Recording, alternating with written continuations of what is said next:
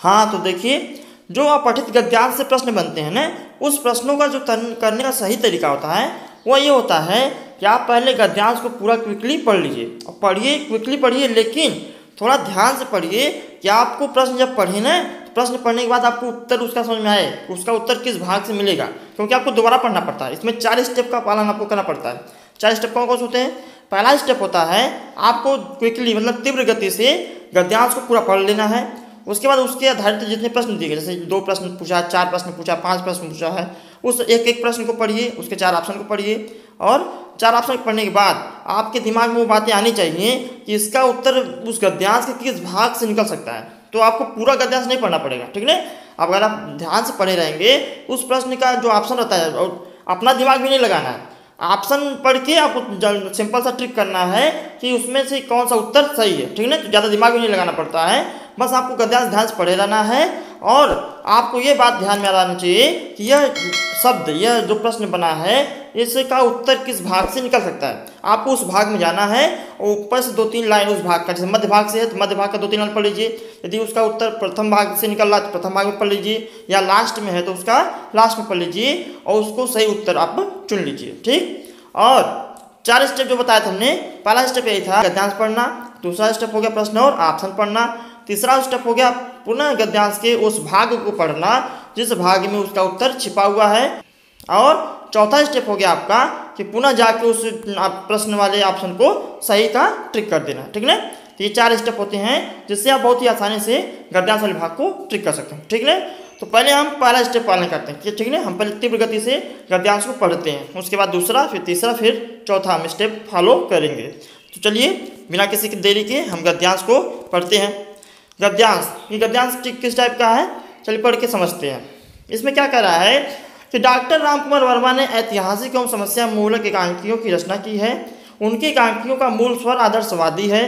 प्रेम, सेवा, उदारता, त्याग और बलिदान की भावनाओं से ओतप्रोत इन ऐतिहासिक एकांकियों में भारत के अतीत गौरव को प्रस्तुत करते हुए राष्ट्रीयता की भावना जगाने का प्रयास किया गया है। समस्या मूलक एकांकियों में वर्मा जी ने शिक्षित मध्यम वर्गीय दंपतियों, आगे बढ़ते हैं, कि अनेक समस्याओं जैसे प्रेम, सेक्स, संदेह, धम्म आदि को कथानक का विषय बनाया है, किंतु उनकी प्रवृत्ति आदर्श में हुई है, क्योंकि उनके अनेक एकांकियों की नायिकाएं अंततः अपने पति के सम्मान की रक्षा करती हुई दिखाई पड़ती हैं, यथा रेशमिताई की ललिता और एक्ट्रेस एकांकी की नायिका प्रभात कुमारी। अतिशय आदर्शवादिता के कारण वर्मा की एकांकी यथार्थ से दूर हो गए आगे बढ़ते हैं, जान पड़ते हैं, किंतु एकांकी की शिल्प की दृष्टि से वे हिंदी के युग प्रवर्तक एकांकी माने जा सकते हैं। आरंभ, कौतूहल, संकलन, त्रय, चरम सीमा आदि तत्व उनके एकांकियों में बड़ी सूक्ष्मता से विद्यमान हैं। रंगमंचीयता एवं अभिनेता के गुणों से भी उनकी एकांकी संपन्न है तथा उनमें सरसता के साथ साथ, आगे बढ़ते हैं, शिल्प की प्रौढ़ता भी विद्यमान है। वस्तुतः एकांकी कला को चरम यौवन पर पहुंचाने का श्रेय डॉक्टर रामकुमार वर्मा को ही दिया जाता है। देखिए हमने पहला स्टेप फॉलो कर लिया, अब चलते हैं दूसरे स्टेप पे। दूसरा स्टेप क्या है, याद आना सबको, क्या है, प्रश्न पढ़ना, उसके ऑप्शन पढ़ना। तो चलिए पहले हम पहला प्रश्न पढ़ते हैं और उसके ऑप्शन को पढ़ते हैं। पहला प्रश्न क्या कह रहा है, कह रहा है उपरोक्त गद्यांश का उपयुक्त शीर्षक क्या होगा। तो देखिए हमने जो ऊपर गद्यांश पढ़ा ना अभी, उसका शीर्षक क्या होगा ये आपको चूज करना है। पहले ऑप्शन पढ़ लेते हैं। ऑप्शन क्या कह रहा है, ऑप्शन कह रहा है डॉक्टर वर्मा की लेखन शैली, डॉक्टर रामकुमार वर्मा की एकांकी, डॉक्टर रामकुमार वर्मा के नाटक में राष्ट्रीयता और डॉक्टर वर्मा के एकांकियों में रंगमंचीयता। देखिए रंगमंचीयता अगर रहता शीर्षक का नाम तो बस उस एकांकी में रंगमंचीयता का ही वर्णन होता है, लेकिन इसमें ऐसा नहीं है। हमने जो ऊपर पढ़ा तो एकांकी की अच्छाई भी बताई गई और बुराई भी बताई पड़ी, ठीक है। तो उसमें क्या कमी है और क्या अच्छाई है, तो यह तो होगा नहीं। नाटक की बात यहाँ हो नहीं रही है, यहाँ तो एकांकी की बात हो रही है। नाटक में कई अंक होते हैं, नाटक और एकांकी में क्या अंतर है ना, ये हम एक स्पेशल वीडियो बता देंगे। नाटक मतलब होता है कई अंकों का होता है और एकांकी मतलब एक अंक होता है, ठीक ना, ये भी नहीं होगा। और डॉक्टर रामकुमार वर्मा के एकांकी। देखिए ये वाला ऑप्शन हमको कुछ सही लग रहा है, क्योंकि इसमें जो डॉक्टर रामकुमार वर्मा के सभी एकांकियों के बारे में बताया गया है कि उनकी एकांकियों में क्या क्या मिलता है, किस विषय पे वो एकांकी लिखते हैं और क्या उनकी अच्छाई होती है, क्या बुराई होती है। तो यह शीर्षक उपयुक्त होगा हमारे हिसाब से।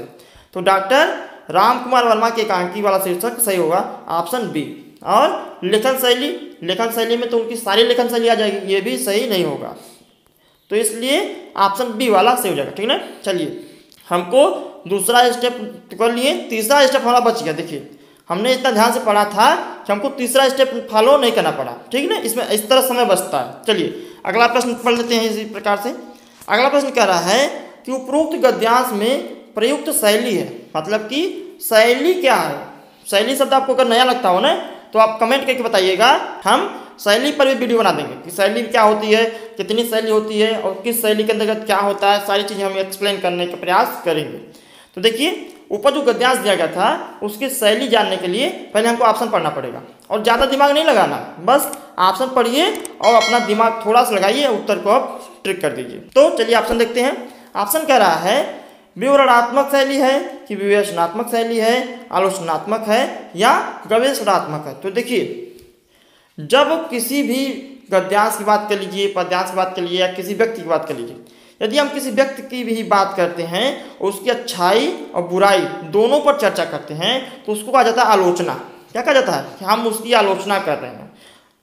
आलोचना का मतलब होता है कि किसी भी वस्तु, किसी भी व्यक्ति, किसी भी गद्य, किसी भी कहानी का हम अच्छाई और बुराई दोनों बात करें। तो यहाँ पे जो एकांकी दी गई है डॉक्टर रामकुमार वर्मा की, इस एकांकी की अच्छाई जो है वो भी बताया गया है और जो बुराई है वो भी बताया गया है, ठीक है ना। बुराई मतलब कमी, ठीक है ना। बुराई से मतलब क्या है, कमी से है, बुराई नहीं है एकांकी में, बस कमी से है। तो यहाँ पे क्या हो जाएगा, इस प्रकार से जो गद्यांश की शैली हो जाएगी वो हो जाएगी आलोचनात्मक शैली।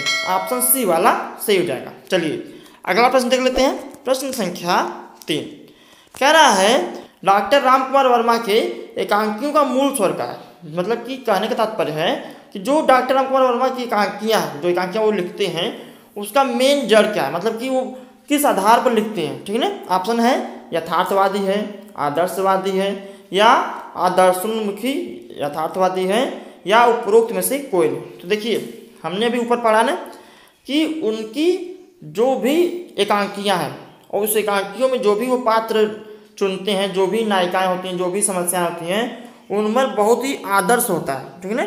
तो वो आदर्श को कभी भूलते नहीं हैं। इस प्रकार से जो उनकी एकांकी का जो मूल स्वर हो जाएगा ना वो हो जाएगा आदर्शवादी। इसलिए आप क्या से हो जाएगा, ऑप्शन बी आदर्शवादी है।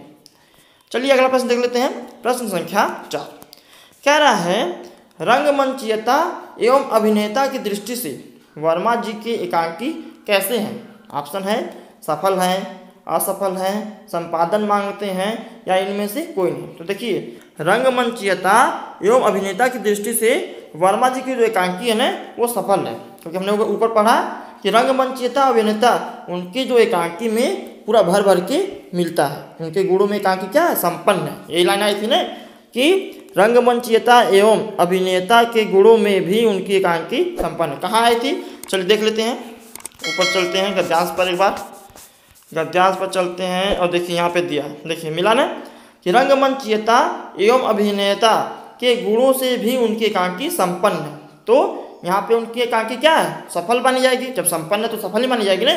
इसलिए प्रश्न संख्या 4, चलिए तेजी से चलते हैं। प्रश्न संख्या 4 में क्या उत्तर सही हो जाएगा, ऑप्शन ए रंगमंचीयता एवं अभिनेता की दृष्टि से वर्मा जी की एकांकी सफल है। ऑप्शन ए वाला सही हो जाएगा। देखिए हमने पढ़ा था इसलिए हमको पता चला कि वो लास्ट में इसकी बात हुई थी रंगमंचीयता अभिनेता की, तो हम लोग को लास्ट वाला ही कुछ लाइन पढ़ के पता चल गया, ठीक है ना। इसी प्रकार से हम बताते हैं कि आप थोड़ा ध्यान से पढ़िए। उस शब्द को जब आए प्रश्न में, शब्द से आपका भाग रिलेट कराना है, वो भाग किस में मिलेगा, वो शब्द जो है वो किस भाग में एकांकी के मिलेगा। अगला प्रश्न देखिए, प्रश्न संख्या 5 कह रहा वर्मा जी के समस्या मूलक एकांकियों में चित्रण किया गया है। मतलब कि यह जो ऊपर एकांकी दी गई है वो समस्या मूलक है, समस्या उसमें बताया गया है। और समस्या किस पर बताया गया है, ऑप्शन है शिक्षित मध्यम वर्गीय दंपतियों का समस्या, राजनीतिक समस्या का, शोषण की समस्या का या सामाजिक समस्या का। तो देखिए समस्या शब्द आया और किसकी समस्या है उसको हमने पढ़ा था कि वो कहाँ था, मध्य भाग में था। मध्य भाग में था तो चलिए थोड़ा हम आगे मध्य भाग में देख लेते हैं।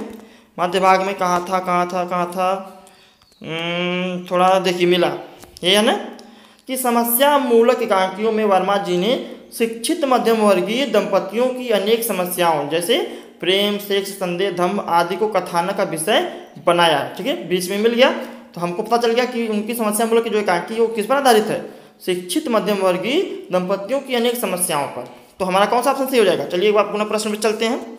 प्रश्न पे आ गए हम, हाँ प्रश्न पे आ गए। तो शिक्षित मध्यम वर्गीय दंपतियों की समस्या का, ठीक है ना, ऊपर हमने पढ़ा, इसलिए यहाँ पे ऑप्शन ए वाला सही हो जाएगा। इतनी आसानी से हमने 5 प्रश्नों को हल कर लिया। तो हमें उम्मीद है कि आपको वीडियो पसंद आया होगा। यदि वीडियो पसंद आया है तो वीडियो को लाइक करें और कमेंट करके बताएं कि आपको ऐसी वीडियो और चाहिए या नहीं चाहिए, ठीक है। तो अगर आपका कमेंट ज़्यादा आएगा तो हम और भी वीडियो बना देंगे। हम इसी प्रकार की यूजफुल वीडियो आपके लिए हमेशा बनाते रहते हैं। तो हमारे सभी वीडियो को पाने के लिए हमारे चैनल को सब्सक्राइब भी कर दें और इसे अधिक से अधिक शेयर करें। क्योंकि ज्ञान बांटने से ज्ञान बढ़ता है। तो मिलते हैं नए वीडियो में नए टॉपिक के साथ। तब तक के लिए धन्यवाद। Thanks for watching.